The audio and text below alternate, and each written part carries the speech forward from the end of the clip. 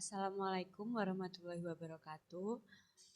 Saya mau akan mempresentasikan tentang laporan modul 3 saya, yaitu analisis simulasi sistem produksi handphone di PT-PT menggunakan software Vensim. Dengan saya sendiri, Faisya Rizky Dayati, dan partner saya, Nerzat Albi Fawazi, di Praktikum Simulasi Komputer. PT-PT adalah sebuah perusahaan yang bergerak dalam industri manufaktur dengan produk utama handphone dan menerapkan produksi make to stock dengan permintaan yang fluktuatif dan tidak menentu. Dengan kemampuan yang dimiliki, untuk setiap bulannya perusahaan belum tentu dapat memenuhi permintaan para konsumen. PT-PT berusaha untuk memenuhi permintaan pelanggan dengan mengubah kapasitas produksi dengan memanfaatkan tenaga kerja yang dimiliki. Namun yang menjadi permasalahan adalah banyaknya variabel dalam sistem yang terlibat dan dipertimbangkan dalam perencanaan kapasitas produksi. Dengan adanya interaksi antar variabel di dalam sistem, diusulkan untuk membuat model dan simulasi sistem dinamik. Untuk membantu memecahkan masalah tersebut, dapat menggunakan software Vensim, yaitu salah satu jenis perangkat lunak untuk membuat simulasi menggunakan prinsip model dinamik dengan berorientasi objek. Hasil dari penelitian ini adalah skenario terbaik yang dapat digunakan skenario 4, yaitu dengan meningkatkan hasil produksi produk handphone. Dari skenario tersebut, diketahui total ketersediaan handphone pada tahun 2022 sebesar 2.100 unit, pada tahun 2023 sebesar 1.900 unit, pada tahun 2024 sebesar 2.000 unit, pada tahun 2025 sebesar 2.400 unit, pada tahun 2026 sebesar 3.100 unit, dan pada tahun 2027 sebesar 4.100 unit. Agar tidak terjadi overproduksi, sebaiknya penambahan kapasitas terpasang tidak dilakukan sekaligus tapi dilakukan secara berangsur. Pendahuluan dalam dunia usaha pada saat ini dihadapkan pada persaingan yang semakin terbuka dan semakin ketat di berbagai bidangnya. Persaingan bukan hanya mengenai produktivitas namun kualitas jasa yang diberikan. Setiap industri memastikan sistem perusahaan berjalan dengan baik dan berusaha menjaga agar produk yang dihasilkan mampu memenuhi keinginan dan kepuasan konsumen. Hal ini mendorong perusahaan untuk lebih meningkatkan kualitas produk yang dihasilkan sesuai dengan standar dan spesifikasi yang telah ditentukan. Sistem produksi sendiri adalah suatu sistem transformasi atau perubahan dari suatu masukan menjadi produk jadi ataupun produk setengah jadi yang mempunyai nilai tambah atau added value. Semakin maju dan berkembangnya ilmu pengetahuan membuat berkembangnya pula teknologi. Kedua hal ini akan selalu berhubungan. Banyak cara yang dapat kita lakukan untuk memanfaatkan perkembangan teknologi yang sedang terjadi saat ini. Salah satu cara adalah dengan memanfaatkan handphone atau telepon genggam sebagai sarana untuk mengakses jaringan internet. Dalam hal ini membuka halaman situs untuk melihat halaman informasi situs tersebut melalui browser handphone. Produksi sendiri merupakan suatu kegiatan untuk menghasilkan sesuatu, baik berupa barang ataupun jasa. Dalam pengertian sehari-hari, produksi adalah proses perubahan bentuk dalam mengelola input untuk menghasilkan output yang berupa barang atau jasa yang lebih bernilai atau lebih bermanfaat daripada sebelumnya. Metode sistem dinamis merupakan suatu metodologi untuk memahami berbagai masalah kompleks. Metode sistem dinamis mempelajari masalah dengan sudut pandang sistem, di mana elemen-elemen sistem tersebut saling berinteraksi dalam suatu hubungan umpan balik sehingga menghasilkan suatu perilaku tertentu. Proses simulasi sistem dinamik pada PT-PT dapat dilakukan menggunakan software Vensim.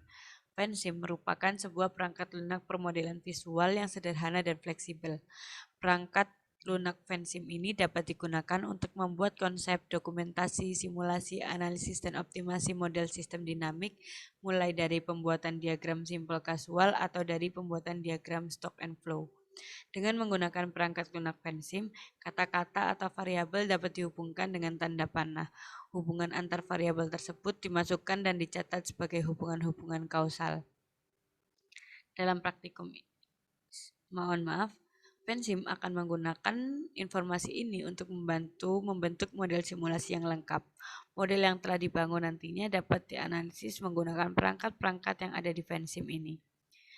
Model Causal Loop Diagram adalah salah satu model digunakan untuk memecahkan masalah dengan pendekatan sistem yang mempertimbangkan kompleksitas dinamis dari sistem atau untuk mendukung pendekatan sistem dinamis.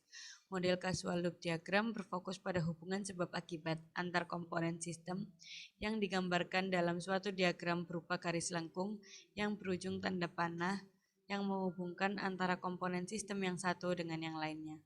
Dalam praktikum ini, menggunakan software Pensim untuk mensimulasikan proses produksi handphone pada PT-PT guna untuk menemukan suatu solusi perbaikan untuk meminimasi waktu tunggu dan maksimalkan waktu produksi agar diperoleh output yang optimal. Untuk metodologi penelitiannya sendiri, pada studi kasus simulasi sistem dinamis produksi handphone di PT-PT ini menggunakan software Pensim untuk dapat melihat dan mensimulasikan aktivitas-aktivitas proses sistem dinamik yang terjadi, serta mengetahui beberapa skenario agar didapatkan jumlah kapasitas produksi sehingga dapat memenuhi permintaan para konsumen.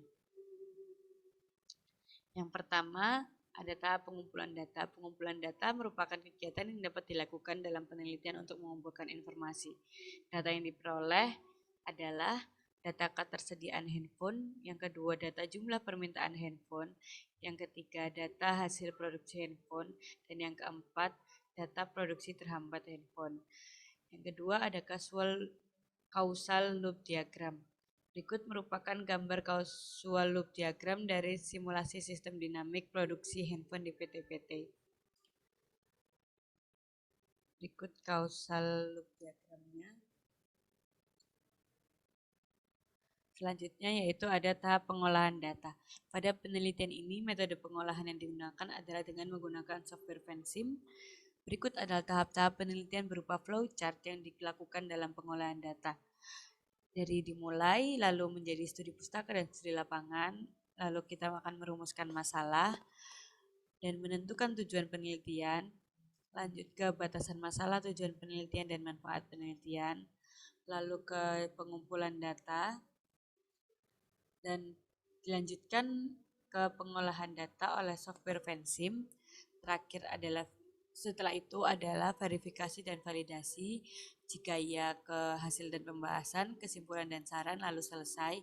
Jika tidak, kembali ke tahap awal lagi.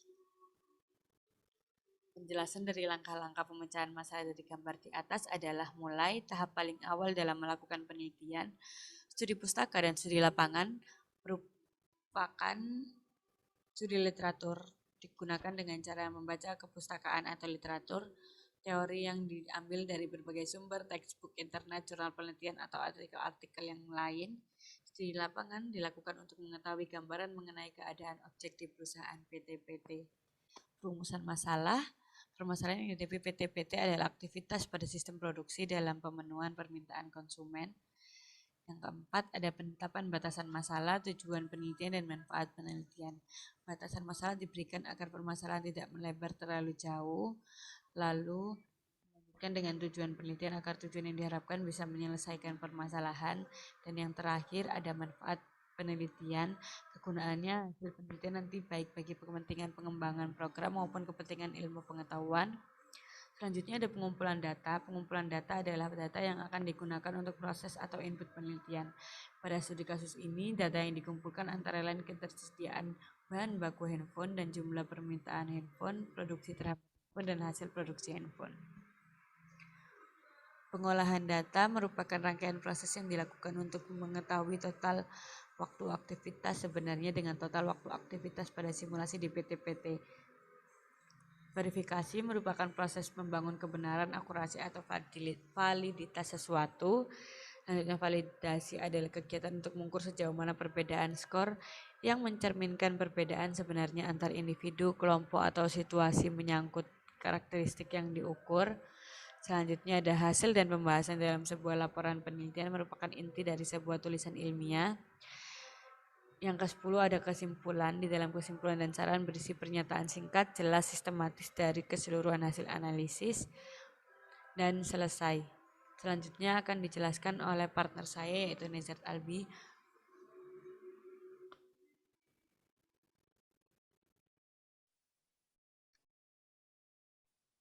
Oke, baik. Jadi untuk langkah selanjutnya kita masuk ke praktek di programnya. Jadi untuk langkah pertama kita membuka aplikasi Fansin terlebih dahulu. Kemudian setelah terbuka kita bisa new model di sini. Untuk initial time-nya yang ada di dalam laporan kita mulai dari tahun 2022. Kemudian untuk final time-nya kita 2027 karena durasinya 5 tahun. Kemudian time step-nya 1 dan units for time-nya kita ubah menjadi year, tahun. Dan kita oke. Nah, oke. Untuk pertama kita akan membuat causal loop diagramnya dulu. Jadi di sini kita memasukkan variabelnya terlebih dahulu. Untuk variabel utamanya yaitu di sini ada ketersediaan bahan baku handphone.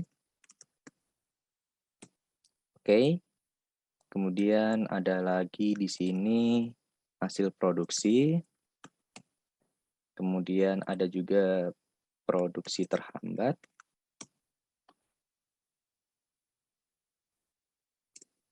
Oke, dan di sini ada jumlah permintaan. Oke. Jadi untuk masing-masing variabelnya kita sudah buat. Kemudian kita tambahkan atributnya di sini, variabel juga ada jumlah mesin. Di sini ada produktivitas pekerja. Kemudian ada jumlah pekerja. Kemudian kita hubungkan terlebih dahulu untuk jumlah mesin dengan hasil produksi, produktivitas pekerja dengan hasil produksi, kemudian jumlah pekerja juga dengan hasil produksi. Kemudian kita ubah di sini menjadi plus karena jumlah pekerja akan mempengaruhi hasil produksi. Ketika jumlah pekerja bertambah, maka hasil produksi juga meningkat, jadi berbanding lurus. Untuk produktivitas pekerja juga dan jumlah mesin juga plus. Oke, kemudian untuk hasil produksi sendiri memiliki hubungan dengan ketersediaan bahan baku handphone ini polaritinya plus juga. Oke. Kemudian untuk produksi terhambat di sini ada dua variabel lagi, ada bahan mentah kurang dan juga ada lagi mesin rusak. Oke. Jadi di sini udah ada dua, kemudian kita hubungkan lagi bahan mentah kurang ini dengan produksi terhambat, kemudian mesin rusak juga dengan produksi terhambat. Untuk bahan mentah kurang ini plus juga. Untuk mesin rusak juga plus. Mesin rusak juga plus. Kemudian untuk produksi terhambat dengan hasil produksi di sini kita hubungkan juga dan di sini polaritinya minus ya, karena produksi terhambat ini akan mengurangi hasil produksi seperti itu. Kemudian untuk jumlah permintaan di sini ada penurunan permintaan, maaf. Kemudian ada lagi peningkatan permintaan. Oke, di sini kita hubungkan juga. Ini juga ke sini, oke. Ya. Untuk penurunan permintaan ini polaritinya kita plus. Untuk peningkatan permintaan polaritinya juga plus. Sebentar, untuk penurunan permintaan ini polaritinya minus. Kemudian untuk jumlah permintaan ketersediaan bahan baku ini minus juga. Oke. Jadi kita bisa sesuaikan dulu terlebih dahulu di sini. Kita rapikan dulu. Ya, oke. Jadi untuk casual loop diagramnya sudah jadi di sini. Ada ketersediaan bahan baku handphone dipengaruhi oleh jumlah permintaan, hasil produksi, dan hasil produksi dipengaruhi juga oleh produksi terhambat. Jadi untuk setelah ini kita lanjut langsung ke simulasinya ya. Oke, baik. Untuk langkah selanjutnya kita membuat model baru lagi di sini. Untuk initial time-nya sama, 2022. Final time-nya 2027, karena kita menggunakan 5 tahun. Kemudian untuk units per time-nya kita menggunakan year, dan kita oke. Kemudian di sini kita bisa menggunakan level. Untuk di atas ini ada jumlah permintaan. Kemudian untuk yang di bawahnya ada yang kita cari, yaitu ketersediaan bahan baku handphone.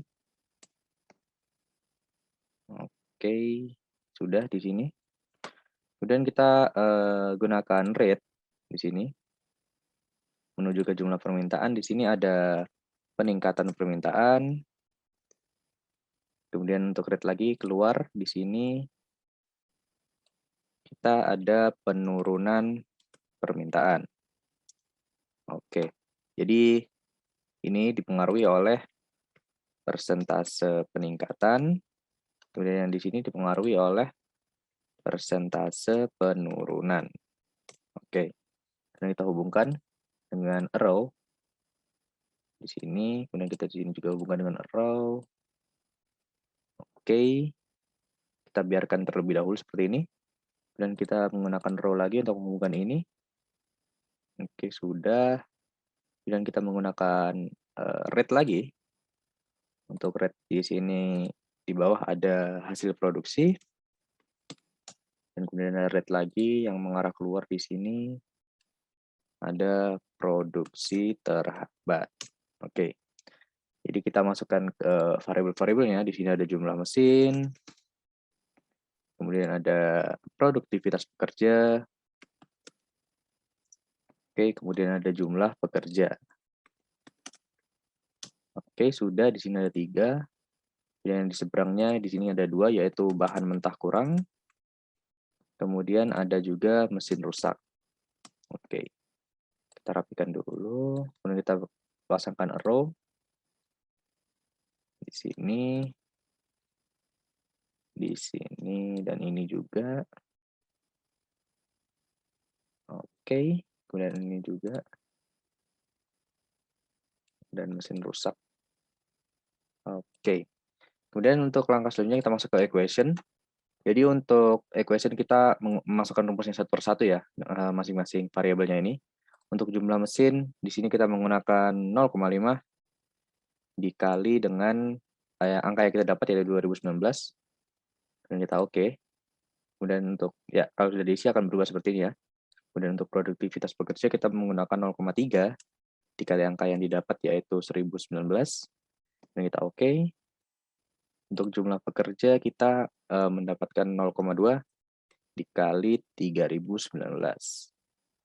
Oke. Kemudian kita masuk ke bahan mentah kurang. Di bahan mentah kurang di sini menggunakan 0,4 dikalikan 219. Kita oke. Kemudian untuk mesin rusak di sini kita 0,6 dikalikan 219 juga. Dan kita oke. Dan persentase peningkatan penurunan di sini kita menggunakan 0,5 angkanya. Ini 50%. Kemudian di sini untuk peningkatan kita menggunakan 0,1. Kemudian lanjut ke hasil produksi. Jadi hasil produksi di sini bisa kita lihat penjumlahan dari ini ya. Dari jumlah mesin ditambah dengan jumlah pekerja dan ditambah lagi dengan produktivitas pekerja. Dan kita oke. Untuk produksi terhambat di sini dari bahan mentah kurang ditambah dengan mesin rusak. Oke. Kemudian untuk hasil produksi di sini sudah tadi. Kemudian kita ketersediaan kita ke atas dulu. Peningkatan permintaan di sini kita kalikan 1000 ya. Jadi persentase peningkatan di sini kita kalikan dengan 1000. Kemudian untuk penurunan permintaan di sini kita persentase penurunan tadi dikalikan dengan 1000 juga. Seperti itu. Oke, kemudian untuk jumlah permintaan di sini jumlah permintaan jadi sudah masuk di sini, benar. Peningkatan permintaan dikurangi penurunan permintaan. Untuk initial value-nya kita menggunakan 2100. Oke, untuk ketersediaan bahan baku handphone di sini hasil produksi dikurangi produksi terhambat dikurangi lagi dengan jumlah permintaan. Seperti itu. Kemudian untuk initial value kita menggunakan 2100 juga. Dan kita oke. Oke, jadi untuk setelah kita masukkan semuanya, kemudian bisa kita simulate di sini. Oke, setelah kita simulate, kita bisa Ctrl A untuk memilih semuanya. Kemudian kita pilih graph.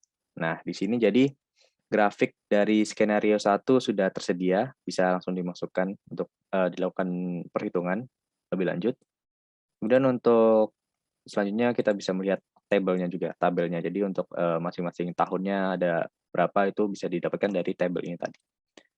Ya seperti itu, eee, simulasi untuk program Vensim yang dilakukan pada modul kali ini. Jadi sekian dari kelompok kami, sekian yang bisa kami sampaikan, kurang lebihnya mohon maaf. Terima kasih. Wassalamualaikum warahmatullahi wabarakatuh.